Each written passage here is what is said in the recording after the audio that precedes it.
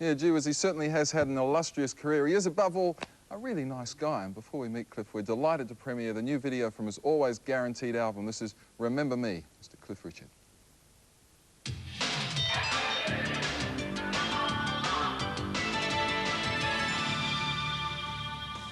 There you go, that's the Australian premiere of Cliff Richard's video, the latest video from the always guaranteed album. Delighted to tell you that Cliff is our special guest on the show tonight. Mate, hi. This is the album, and I've just heard that it's your biggest selling album ever. Is that true? Yes, I mean, it amazes me that after 30 years, that I have my biggest selling album. And obviously, I keep thinking back to the days of the Young Ones and Living Doll, and as we lived through those days, I kept thinking, well, it can't get better than this.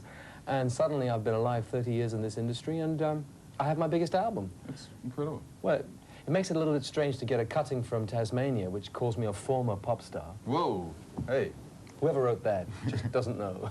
The next single from the album, the fourth one that's going to be lifted, is your 100th single, I'm told. It'll be my, I think it's going to be my 99th single. Oh, gee. No, I mean, you were close. 100. Yeah.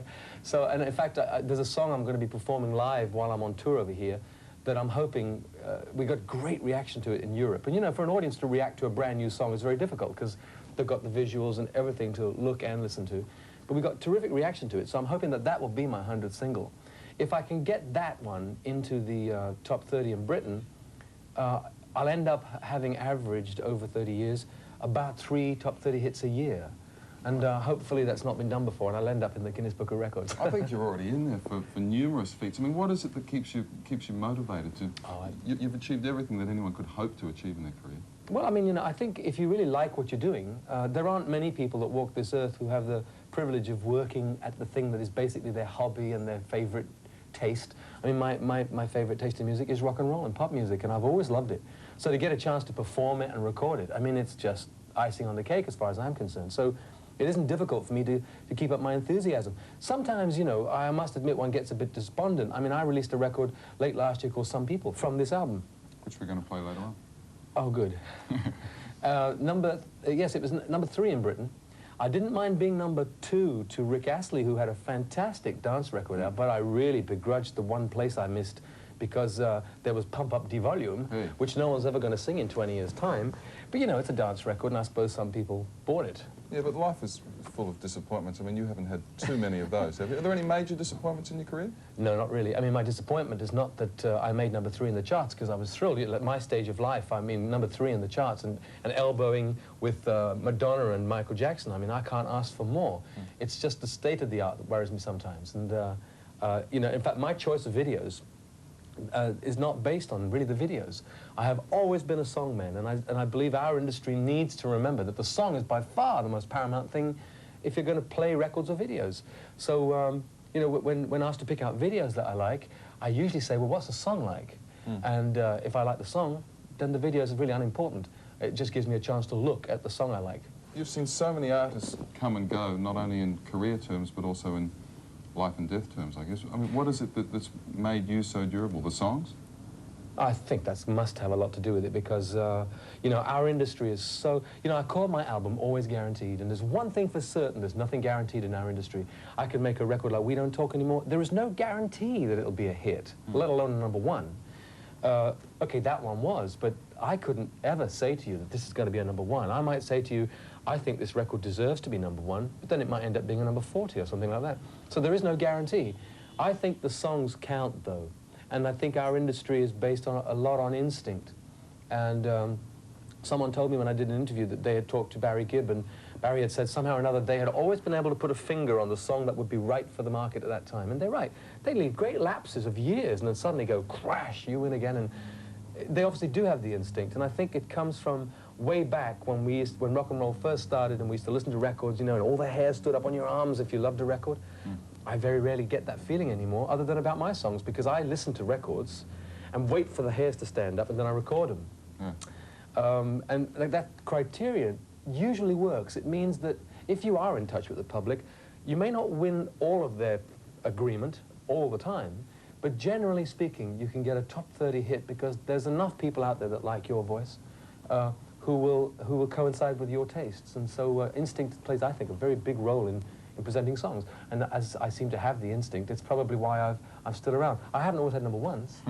Some of them are lower hits, but just being in there, I think, is important. Well, let's see if we can get a bit of hair standing up on arms and backs of necks and things. You picked out some pretty interesting videos and some good songs, I hasten to add, to play for us tonight. So. Yeah, my first choice would be, this is not necessarily in order of preference, it's just that Chris Rea has been around for quite a while and he makes fabulous records.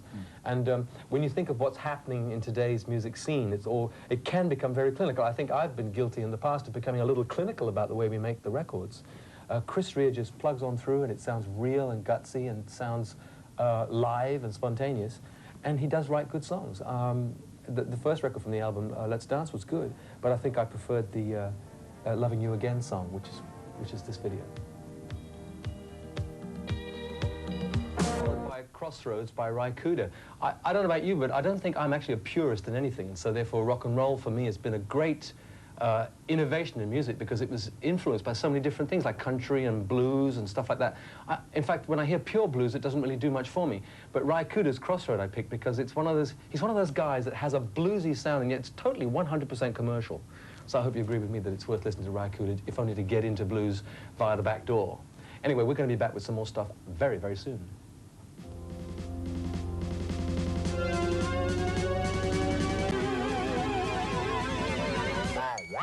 Hey, and welcome back to good old MTV. I'm having a fantastic time because I don't get the opportunity very often to kind of pick out videos and play the kind of music that I like. I don't know whether it surprises you, my taste in music, because I guess a lot of people have written me off as being predictable and boring and middle of the road, but I suppose that's because I am. But just to show that my tastes are quite wide, I always think that people are surprised when I say I like bands like ZZ Top. Again, they cut through, I think, what happens today, which is this danger of becoming clinical and musically. And I just love the videos they do. They're always basic.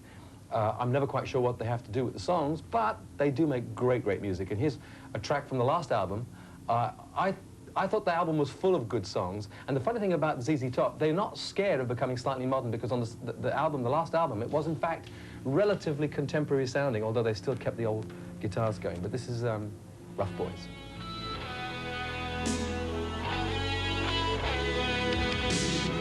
Sleep and walk and live and die. Got to do my best to please her just 'cause she's a living doll. Hi, welcome back. It's still me, it's still him, and it's still good old MTV, and it's still Freddie Mercury. Of all the videos probably that I've chosen to play tonight, this is probably the most outrageous. It's outrageous because you'd never think that someone like Freddie Mercury would choose to sing with an opera singer. But, you know, again, Freddie's one of those characters in rock and roll. He's not just prepared to just make a record. He actually does things that are totally off the wall and outrageous. And I think just the idea, I think you'd agree, of singing with an opera singer is quite an enormous idea. It surprises me sometimes that the public don't always respond as well as perhaps they should. Although this was definitely a top 10, if not a top 5 record in Britain and in Europe, I expected Barcelona to be a #1. But you can't be right all the time. But, you know, when I talk about instinct and hair standing on end, it does happen to me in the chorus of this song. But as I said earlier, instinct doesn't always work. Although, if I could just choose a top 5 every time, I'd be happy with that sort of instinct. With Freddie, I don't know how he chooses his songs, but they usually are always in the top 10. Here's Freddie Mercury and, big fat opera singer, and Barcelona.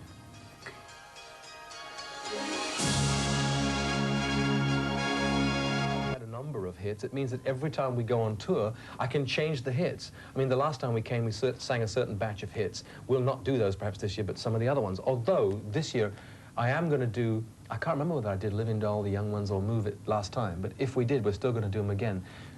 Because this is my 30th year, and I want to celebrate it in some way, so I'm going to do all the stuff. The only dangerous thing I'm doing this year, really, is that I'm going to put all the hit records, the known hit records, in the first half of my show. Normally you save those for the end of the show and so you can whip people up into a frenzy. But this year, the second half of my show will be nothing but music from Always Guaranteed, plus a couple of songs that people might know but they were never recorded. And we're going to probably close the show on a brand new song that I hope to record next year.